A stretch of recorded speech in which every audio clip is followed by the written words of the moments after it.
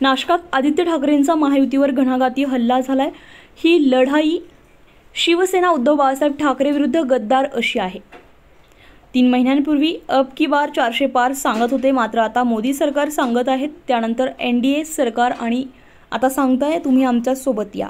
याचं कारण मोदी सरकारच्या पायाखालची वाळू सरकली आहे। गेल्या 10 वर्षांपासून एकाच व्यक्तीची मन की बात आपण ऐकतोय। परवा कांदा उत्पादक शेतकऱ्यांना अटक करण्यात आली। 10 वर्ष काम केले असते तर ही वेळ आली नसती। भाजप सरकारला संविधान बदलायचं आहे। नेते आदित्य ठाकरे यांनी मोदी सरकारवर घणाघाती टीका केली आहे। महाविकास आघाडीचे नाशिकचे उमेदवार राजाभाऊ वाजे यांच्या प्रचारार्थ आदित्य ठाकरे पवननगर येथील गणेश मंदिर परिसरामध्ये सभेसाठी आले होते। त्यावेळी ते बोलत होते। आदित्य ठाकरे पुढे म्हणालेत की ज्या शेतकऱ्यांना मोदींच्या सभेच्या वेळी अटक करण्यात आली त्यांना मंचावर बोलावून चर्चा केली असती तर बिघडले असते का, असा प्रश्न त्यांनी उपस्थित केलाय।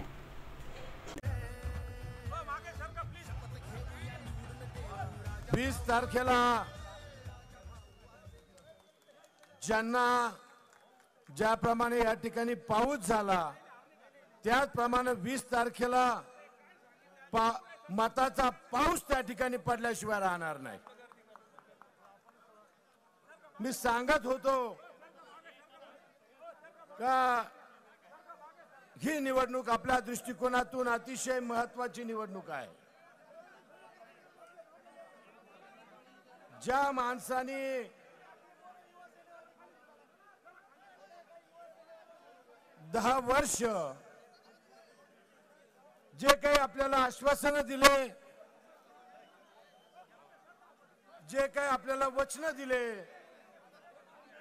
ज्या काही गॅरंटी आपल्याला दिल्या त्यापैकी एकही गॅरंटी आपल्याला त्यांनी पूर्ण केलेली नाही। निवडणूक आले का आश्वासन द्यायच्या, गॅरंट्या द्यायच्या, सर्वसामान्य लोकांचे मतदान करून घ्यायचं आणि नंतर त्या मतदाराकडे डुंकून देखील पाहायचं नाही, अशा प्रकारचं राज्य 10 वर्ष आपण या भागामध्ये पाहिलेलं आहे। परंतु आज संपूर्ण देशामध्ये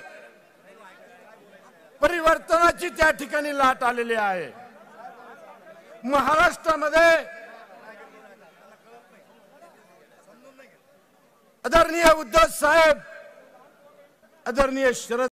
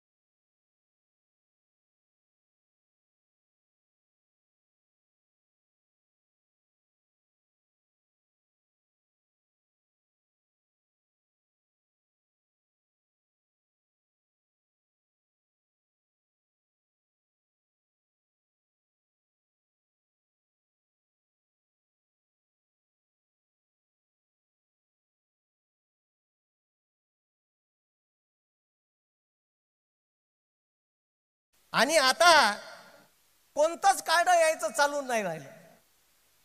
आणि हे टोटली अरे एवढा धिंगाणा केला, तुम्हाला का सांगू आता।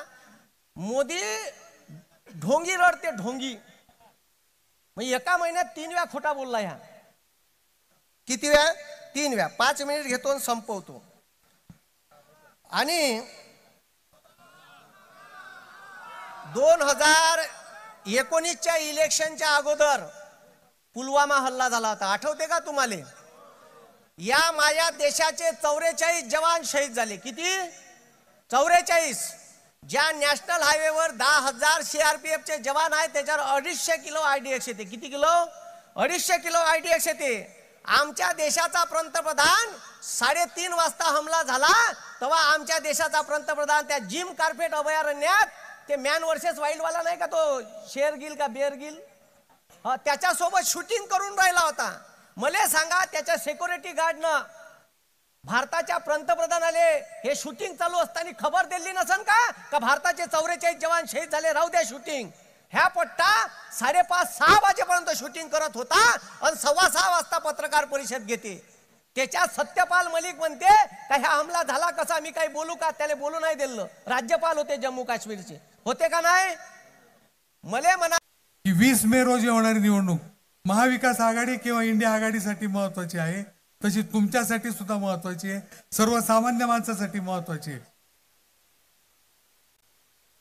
20 मे रोजी होणारी निवडणुकीत आपण पाहिलं की शिवसेनेची निशाणी जी होती ती बदललेली आहे. आजपर्यंत इतिहासात असं झालेलं नाही की पक्ष फुटल्यानंतर निशाण्या त्या कुणाला तरी दिल्या गेल्या, परंतु यांनी फुटलेल्या पक्षाला निशाणी दिली. जे शिवसेनेच्या बाबत झालं तेच राष्ट्रवादी काँग्रेसच्या बाबतीत झालं. आणि म्हणून कोर्ट असेल, शासकीय यंत्रणा असतील, यावर लोकांचा विश्वास राहिलेला नाहीये. आणि तो विश्वास कुणावर आहे तर मला वाटतं सर्वसामान्य जनतेने तो विश्वास स्वतःच्या हातात घेतला पाहिजे आणि तो न्याय त्यांनी केला पाहिजे. ही न्याय द्यायची तारीख 4 जून आहे. 20 मेला मतदान करा आणि 4 जूनला आपण निकालाची वाट पहा, एवढंच या निमित्ताने सांगतो. मी महाविकास आघाडीचा उमेदवार या नात्याने आपल्या समोर आता उभा आहे. मला आपण आपलं बहुमूल्य मत देऊन 4 मे रोजी 20 मे रोजी मशालीच्या चिन्हासमोरील बटन दाबून मला आपण आपल्या सेवेची संधी द्यावी ही विनंती करतो आणि थांबतो. जय हिंद, जय महाराष्ट्र.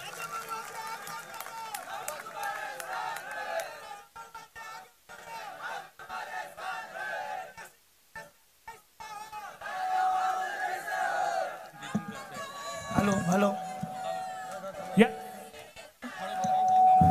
महाविकास आघाडीचे उमेदवार आदरणीय राजाभाऊ यांच्या प्रचाराच्या निमित्तानं युवा प्रमुख आदित्य साहेब यांचे विचार खऱ्या अर्थाने आपल्याला ऐकायचे आहेत.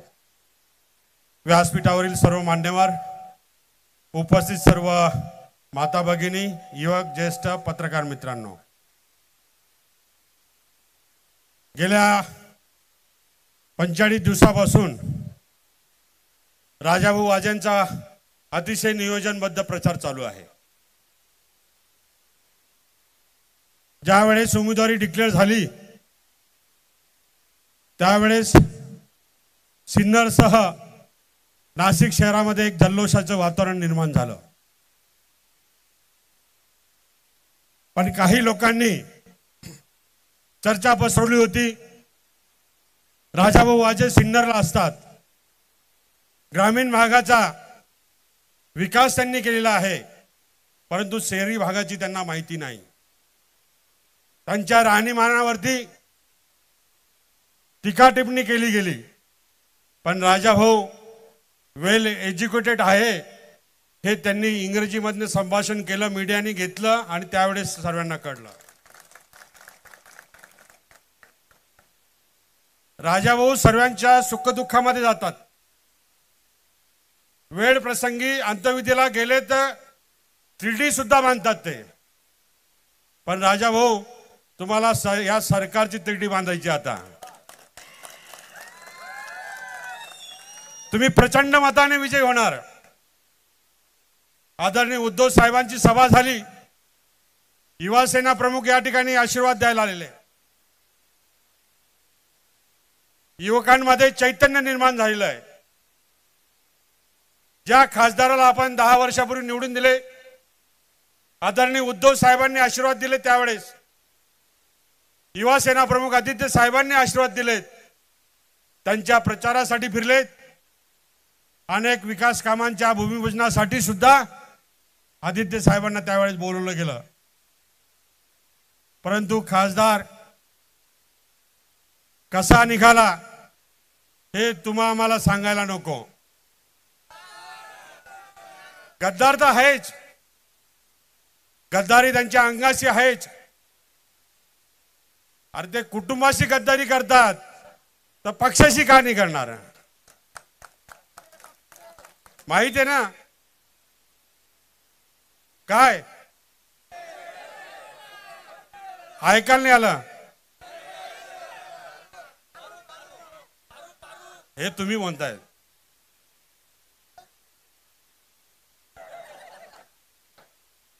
पण मला सांगायचंय साहेब, आपल्या फाटीत खंजीर खोपसून गद्दार खासदार तिकडे गेला आणि गद्दाराला धडा शिकवण्यासाठी प्रत्येक शिवसैनिक सज्ज झालेला आहे. त्याला जमिनीत गाडल्याशिवाय शिवसैनिक शांत बसणार नाही. खूप जायला मी जास्त न बोलता मी राजाभाऊंना विजयी करण्यासाठी 20 तारखेला मशाल या चिन्हावरती मतदान करून प्रचंड बहुमताने विजयी कराल अशी अपेक्षा व्यक्त करतो आणि थांबतो. जय हिंद, जय महाराष्ट्र. Hello hello. या ठिकाणी आदित्य साहेबांना मी विनंती करतो की या विराट सभेला आपण संबोधित करायचं, सर्वांनी आवाज द्यायचा आहे. हिंदवी स्वराज्य निर्माते राजाधिराज छत्रपती शिवाजी महाराज की जय. भवानी. जय महाराष्ट्र. मला कल्पना आहे पाऊस पडून गेलेला आहे, तरी देखील आपण सगळे माझ्यासाठी थांबलेले आहात, वाजे साहेबांसाठी थांबलेले आहात. राहू दे आपलंच आहे, काही प्रॉब्लेम नाही. आणि आज ही विराट सभा इथे संबोधित करत असताना, तुमच्याशी संवाद साधायला आलं असताना मला हाच प्रश्न तुम्हाला विचारायचा आहे की आता मतदानासाठी जेमतेम 2 दिवस राहिलेले आहेत. जिल्हे 36 जिल्हे आपण विचार करतो. अरे तिथे काहीतरी मिळालं असेल, मला काय मिळालं, मला काय मिळालं, हा प्रश्न जो आहे तो प्रत्येक जिल्हा, प्रत्येक तालुका, प्रत्येक मतदारसंघ विचारत आहे की भाजपला आम्ही डोक्यावर बसवलं, आमचं नुकसान झालं, कोणाचा ह्या महाराष्ट्रामध्ये फायदा झालाय. या नाशिकचाच विचार करायचा झाला तर 2017च्या निवडणुकीत कोणी इथे आलेलं, ओरडून सांगितलेलं की आम्ही नाशिकला दत्तक घेऊ.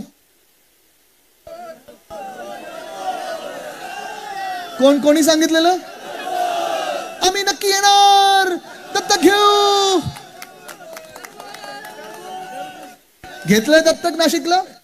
पहिलं म्हणजे तुम्ही नाशिकला दत्तक घेण्या एवढे मोठे झालात तरी कधी? नाशिकची सेवा करायची आहे. कोणी कधी येऊन सांगायचं ब्लूप्रिंट घडवलेलं आहे, कोणी सांगायचं दत्तक घेत आहे. आम्ही तुम्हाला एवढंच सांगायला आलेलो आहे, जशी वर्षानुवर्ष आम्ही या नाशिक शहराची सेवा करत आलेलो आहे, तसंच नम्रपणे तुमची सेवा करणार ही शपथ घेऊन, शिवरायांच्या शपथ घेऊन आम्ही पुढे निघालेलो आहे.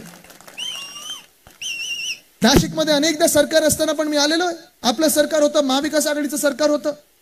इंडस्ट्रीसाठी असेल, कधी उद्योग क्षेत्रासाठी असेल, कधी आजूबाजूच्या शेतकऱ्यांसाठी असेल. या जिल्ह्यामध्ये अनेक कामं जी होती ती भूमिपूजन असतील, उद्घाटन असतील, ती मी इथे स्वतःहून केलेली आहेत. अनेकदा पर्यटनाचा फंड इथे दिलेला आहे आणि ती कामं लोकांमध्ये आहेत. मला त्याचा आढावा घेण्याची गरज नाही, त्यांना पाढा मोजून दाखवायची गरज नाही. पण जे आपल्या सोबत 10 वर्ष खासदार म्हणून फिरायचे, खूप ठिकाणी त्यांनी मला नेलं, कारण ते काय पब्लिक इमेज मध्ये जास्ती अडकायचे. कामांमध्ये किती होतं मला नंतर कळायला लागलं. पण आम्हाला न्यायचे, नारळ फोडायचे. हे नारळ कसला नाही, या भिंतीचं भूमिपूजन करायचं. भिंत कसली? इंडस्ट्रीची. इंडस्ट्री येणार कधी? नाही, आता आपण परवानगीसाठी टाकले ते कधी आली? 10 वर्षात पाहिलं नाहीये. आता थोडी लाज वाटायला लागली की त्यांच्यासाठी आपण कधीतरी प्रचार करायचो. आत्ता जेव्हा डोळे उघडले तेव्हा कळायला लागलं की आपल्या सोबत बसून किती खोटं बोलायचे. पण कुठेतरी जाण असायला पाहिजे, कुठेतरी जाणीव असायला पाहिजे की उद्धव साहेबांनी तुमच्यासाठी काय केलं. आज तुम्ही जी गद्दारी केलेली आहात, आज जे समोरून आमच्यावर येत आहात चालत, मिंदी गटातून तुम्ही चालत येत आहात, कुठेतरी लाज ठेवायला पाहिजे, कुठेतरी जाणीव असायला पाहिजे की उद्धव साहेबांनी तुम्हाला 2दा खासदार बनवलं, 2दा संधी दिली. नाशिककरांनी तुम्हाला 2दा डोक्यावर बसवलं. आमच्या शिवसैनिकांसाठी दिवस रात्र ज्या शिवसैनिकांनी मेहनत केली, तुमच्यासाठी प्रचार केला, कुठेतरी जाण असायला पाहिजे की तुमचं तिकीट कधी किती शेवटाला मिळालेलं आहे आणि कसं मिळालेलं आहे याची जाण असणं गरजेचं आहे. पण आज आपण पाहत आहोत या नाशिकमध्ये जी लढाई सुरू आहे, असं म्हटलं जातं, कोणीतरी म्हटलं होतं, मला प्रश्न विचारलं होतं, शिवसेना विरुद्ध शिवसेना, शिवसेना विरुद्ध शिवसेना मुळीच नाहीये. आज ही जी लढाई आहे ती शिवसेना उद्धव बाळासाहेब ठाकरे पक्ष विरुद्ध गद्दार गँग अशी ही लढाई आहे. ही जी लढाई आहे ती शिवसेना उद्धव बाळासाहेब ठाकरे पक्ष विरुद्ध महाराष्ट्र संपवायला जे निघालेले आहेत अशी ही लढाई आहे. ही लढाई शिवसेना उद्धव बाळासाहेब ठाकरे पक्ष विरुद्ध जे महाराष्ट्र द्वेष्टे आहेत अशी लढाई आहे. ही लढाई शिवसेना उद्धव बाळासाहेब ठाकरे पक्ष विरुद्ध जे संविधान बदलायला निघालेले आहेत ही लढाई आहे. ही लढाई शिवसेना उद्धव बाळासाहेब ठाकरे पक्ष विरुद्ध सगळे आपले इंडस्ट्रीज गुजरातला पाठवणारे आहेत त्यांची लढाई आहे. मी आज आपल्याला विचारतोय, तुम्ही कोणासोबत उभे राहणार आहात? पुढचे 2 दिवस महत्वाचे ठरतील, कारण 2 दिवसामध्ये आपल्याला अनेक आमिष दाखवली जातील. व्हॉट्सअपवर वेगळ्या वेगळ्या बातम्या फिरवल्या जातील, धर्माच्या नावावर फिरवलं जाईल, जातीच्या नावावर तुम्हाला मतं मागितली जातील, कोणाच्या चेहऱ्याच्या नावावर मतं मागितली जातील, काही काही तुम्हाला वेगळी वेगळी गोष्टी सांगितल्या जातील, गमती जमती दाखवल्या जातील, वचनं केली जातील, पॅकेज दिलं जाईल असं मोठं. नाशिकला आम्ही एवढ्या कोटीचं पॅकेज होतोय, तेवढ्या कोटीचं पॅकेज होतोय. आपण ह्याला बळी पडणार आहात का? कारण तुम्ही पहा, 10 वर्ष आहे, आणि मी परत परत सांगतो तुम्हाला, 10 वर्षाची भाजपची होती. आपण विचार करा आपल्याला काय मिळालं. आपण 2014ला एनडीए मध्ये होतो, भाजपसाठी आपण मतदान केलं, त्याच्या आधी प्रचार केला होता. 2019ला देखील आपण पुन्हा फसलो होतो. आपण त्याच एनडीए मध्ये गेलो होतो, त्यांच्यासाठी प्रचार केला होता, त्यांना मतदान केलं होतं. पण नंतर नंतर बघायला मिळालं प्रत्येक ठिकाणी विश्वासघात विश्वासघात आणि विश्वासघात होता. आणि हा विश्वासघात देशासोबत होत चाललेला आहे. हा विश्वासघात काय झालं तिथे? काय नाही ना? ठीक आहे. हा विश्वासघात देशासोबत होत चाललेला आहे, कारण आत्ता ह्या केंद्र सरकारचे डोळे उघडलेले आहेत आणि केंद्र सरकार म्हणतंय, निर्मलाताई सीतारामन जे आपल्या देशाच्या अर्थमंत्री आहेत त्या म्हणतात की आता 10 वर्षानंतर आम्ही जे सरकार चालवलं, आम्हाला सापडलंय की ह्या देशात 4 प्रमुख जाती आहेत. पहिली जात आहे शेतकरी, असं त्यांनी शोध लावलाय. दुसरी जात त्यांनी लावलाय शोध महिला, तिसरी जात युवा आणि चौथी जात गरीब. आपण विचार करा, ह्याच्या 4 जाती आहेत, 4 वर्ग आहेत. हे काय 10 वर्षानंतर आता उगवलेत की आधीपासूनचे हे सगळे 4 वर्ग आहेत? आपल्या देशात पहिल्यापासून शेतकरी आहेत ना, युवा आहेत ना, महिला आहेत ना, गरीब आहेत ना. मग आत्ता निर्मलाताईंना दिसलं की ह्या 4 जातींची आम्हाला सेवा करायची आहे. मग 10 वर्ष तुम्ही कोणाची सेवा केली? 10 वर्ष हे सरकार कोणासाठी चाललं? सूटबूट सर, बरोबर आहे, सूटबूटचं सरकार होतं. काही ठराविक उद्योगपत्यांसाठी हे सरकार चाललं, काही ठराविक नेत्यांसाठी हे सरकार चाललं. एका व्यक्तीची मन की बात आपण ऐकत राहिलो. पण आज तुम्हाला विचार करायचा आहे की आपलं कोण कधी ऐकणार? या 4 जातींचा जर आढावा घ्यायचा असेल, या 4 वर्गांचा आढावा घ्यायचा असेल, तर इथे शेतकरी वर्ग कोण आलाय का? शेतकरी बांधव कोण आहेत का? जरा हात वरती करा. आलेत ना तुम्ही सगळे? तुम्ही मला सांगा. आपण ह्या 5 वर्षाचाच आढावा घेऊया. 5 वर्षाचा आपण पाहूया. पहिली 5 वर्ष, त्याच्यात 2.5 वर्ष आपला कार्यकाळ आणि नंतरची 2.5 वर्ष ह्या मिंदे सरकारचा कार्यकाळ. आपल्या कार्यकाळामध्ये उद्धव साहेबांनी जे वचन दिलं होतं की 2 लाखापर्यंत ज्या ज्या शेतकऱ्यांची कर्ज आहेत ती कर्जमुक्त आम्ही करणार, म्हणजे करणार. ती झाली ना कर्जमुक्त? मला तुम्ही सांगा, 2-2.5 वर्षामध्ये जेव्हा जेव्हा उद्धव साहेब मुख्यमंत्री होते, जिथे जिथे फिरायचे, अशा कुठच्या शेतकऱ्यांची अटक झाली होती का? शेतकऱ्यांना वाटायचं ना की आपला कुटुंब प्रमुख मुख्यमंत्री म्हणून बसलाय. जेव्हा जेव्हा आपल्यावर आपत्ती आली, मग अवकाळी पाऊस असेल, गारपीट असेल, सततचा लागणारा पाऊस असेल, मदत झाली की नाही झाली? कोविडच्या काळात देखील 2020 साली देखील 14,500ची मदत, 14,500 कोटीची मदत आपण या महाराष्ट्रातल्या शेतकरी बांधवांना देऊ शकलो. कारण आपण त्याच साफ मनाने काम करत होतो, स्वच्छ मनाने काम करत होतो की शेतकरी आपला अन्नदाता आहे आणि आपली भूमिका ही नेहमी राहिलेली आहे की अन्नदाता देवो भव. आज आपण पाहतोय गेल्या 2.5 वर्षामध्ये तुम्ही मला सांगा, केंद्रीय कृषी मंत्र्याचं नाव आपल्या कोणाला माहितीये का? पाहिलंय का कधी महाराष्ट्रात त्यांना? चला, राज्यातल्या कृषी मंत्र्याचं नाव माहितीये का तुम्हाला? 2 कृषी मंत्री 2 वर्षात झाले आहेत. माहितीये कोणाचं नाव? कधी पाहिलं आपल्यामध्ये? कधी नाही पाहिलं. मग गारपीट होते, कधी काही अडचण असू दे, कधीही लोक आले नाहीत. आपल्याला सांगतात आता ई पंचनामे करा, आता ई जिओ टॅगिंग करा, हे करा ते करा, पण कधीही 1 रुपयाची मदत आली नाही. कर्जमाफी पण जी आपण केली, तर आपण माफी बोलत नाही, आपण शेतकऱ्यांना माफ करूच शकत नाही, कारण शेतकरी हा आपला देव आहे. शेतकरी आपल्याला माफ करू शकतो, आपली जशी वागणूक त्यांच्या प्रती असते. पण फडणवीस साहेबांनी सांगितलं होतं आम्ही कर्जमाफी करू.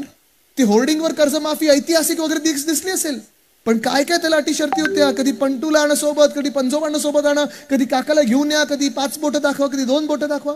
उद्धव साहेबांनी एका बोटावर कर्जमुक्ती करून दाखवली. पण आजची परिस्थिती दिसत आहे आपल्या देशामध्ये. 2 वर्षापूर्वी जसं शेतकरी बांधव आपले हरियाणातले असतील, उत्तर प्रदेश मधले असतील, पंजाब मधले असतील, जे दिल्लीकडे मोर्चा घेऊन गेले होते, तसेच शेतकरी पुन्हा एकदा मागच्या महिन्यामध्ये सगळे तिकडचे शेतकरी बांधव दिल्लीकडे मोर्चा घेऊन गेले होते. त्याच शेतकरी बांधवांना दिल्लीच्या बॉर्डरवर अडवलं गेलं. त्याच शेतकरी बांधवांच्या रस्त्यामध्ये मोठे खिळे ठोकले गेले. त्याच शेतकरी बांधवांवर भाजप सरकारने लाठीचार्ज केला. त्याच शेतकऱ्यांवर भाजप सरकारने गोळीबार केला. त्याच शेतकऱ्यांवर ह्याच ड्रोन मधून अश्रुधूर सोडला. आज मी या शेतकरी बांधवांना विचारत आहे, तुम्ही ह्या भाजपला किंवा मिंदे गटाला कधी मतदान करू शकाल का? ज्या शेतकऱ्यांना हेच भाजप अर्बन नक्सल बोलते, माओवादी बोलते, अतिरेकी बोलते, तुम्ही ह्या भाजपला आणि मिंदे गटाला कधी मतदान करू शकणार आहात का? जी भाजपा जेव्हा स्वतःचे प्रधानमंत्री आपल्या देशाचे प्रधानमंत्री नाशिकमध्ये येतात आणि कांदा उत्पादक शेतकऱ्यांना अटक करतात, आवाज त्यांचा दाबून टाकतात, त्या भाजपला, त्या मेंढीकटाला तुम्ही कधी मतदान करणार आहात का? करू शकणार आहात का? हे पाप आपण करू शकणार आहोत का? नाही करू शकत, नाही करू शकत. कारण आपल्यावर अत्याचार करणाऱ्याला जर आपण पुन्हा एकदा डोक्यावर बसवलं तर मग ब्रिटिशांचं राज्य आणि हे भाजपचं राज्य, काय फरक याच्यात दिसतो आपल्याला? अत्याचार अत्याचार अत्याचार किती सहन करत जायचा अत्याचार? महाराष्ट्रावर होत चाललेलाच अत्याचार, पण या देशामध्ये कुठचंही राज्य असो, शेतकऱ्यांवर अत्याचार हे भाजपचा एक प्रमुख चेहरा झालेला आहे. जिथे जिथे शेतकरी आहेत आणि जिथे जिथे भाजप आहे तिथे शेतकऱ्यांवर अत्याचार होत चाललेला आहे. पण जो दुसऱ्या वर्गाची जे शोध लावलेला आहे निर्मलाताईंनी, महिला आज इथे मोठ्या संख्येने महिला आल्यात. मला वाटतं जवळपास 50%हून जास्ती महिला या इथे मैदानात दिसत आहेत. मला मी तुमचं खास कौतुक करतो.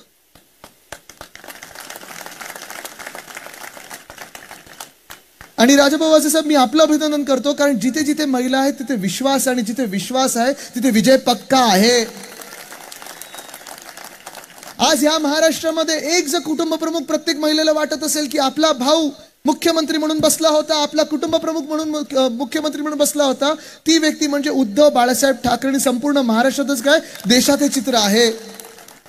पण आज मी महिलांना विचारत आहे, ह्या भाजपच्या राज्यामध्ये, मग महाराष्ट्रात असेल किंवा या देशात कुठेही असेल, अनेक अशी उदाहरणं आहेत जिथे जिथे महिलांवर बलात्कार झालेले आहेत, अत्याचार झालेले आहेत, तरी देखील भाजप त्यांना त्यांची पाठराखण करत आहे, भाजप त्यांना कवच देत आहे. तुम्ही त्या भाजपला मतदान करू शकणार आहात का?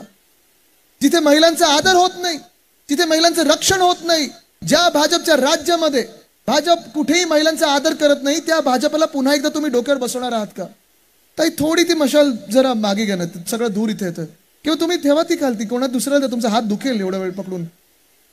दुसऱ्याला कुठच्या तुमचा हात दुखेल दोघींचा.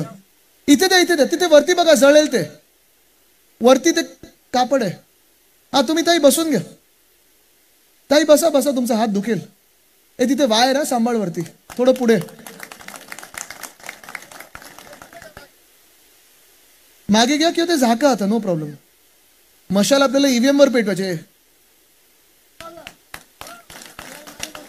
सांभाळा सांभाळा सांभाळा. इथे पण दादा तुमचा पण हात दुखेल, तुम्ही पण ते झाका आता, बंद करा. ती मशाल प्रत्येक हृदयात पेटलेली आहे.